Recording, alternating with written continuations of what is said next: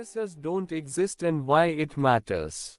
Ladies and gentlemen, friends, seekers of truth, thank you for joining me today. Here we are, over 4 years since the world was thrown into chaos during what we now recognize as the great COVID-19 deception. For many of us, life has changed in ways we couldn't have imagined. Yet even now, confusion and fear still cloud the truth.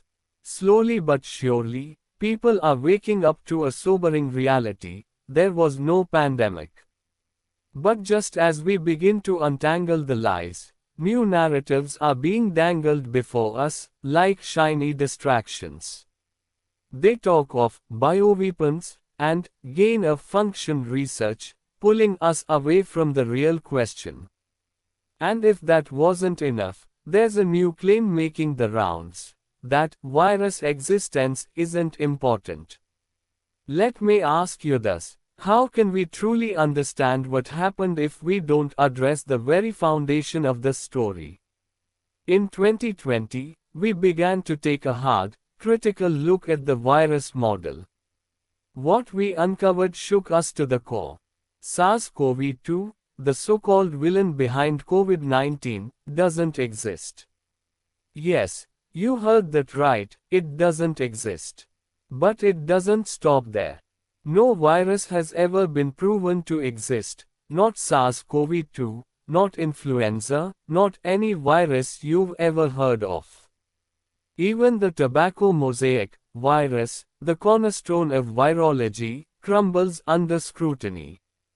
Here's the truth that they don't want you to know: no virus has ever been physically isolated in the way we've been led to believe.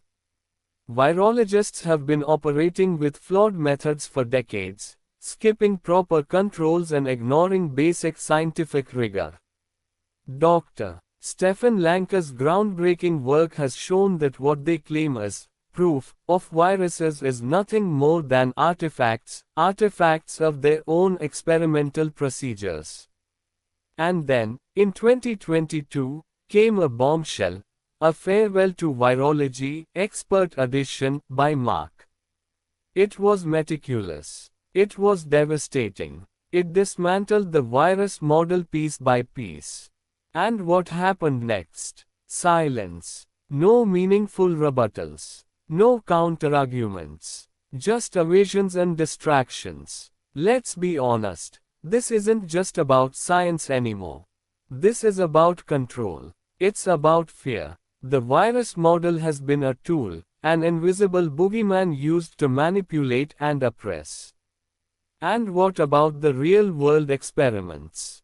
For over a century, human and animal studies have tried, and failed, to show that a contagious entity causes diseases like influenza or the common cold.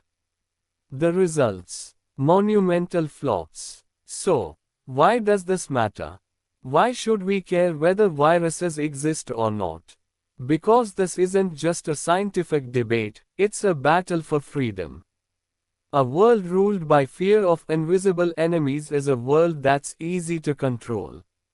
But when we reject that fear, when we demand evidence, we take back our power. Today, I invite you to join me in this journey. Let's move beyond the illusions, beyond the lies, and into a future built on truth and courage. Together, we can dismantle the fear that holds us back and create something better, something freer. Because understanding that viruses don't exist isn't just about science, it's about reclaiming our humanity. Thank you for listening.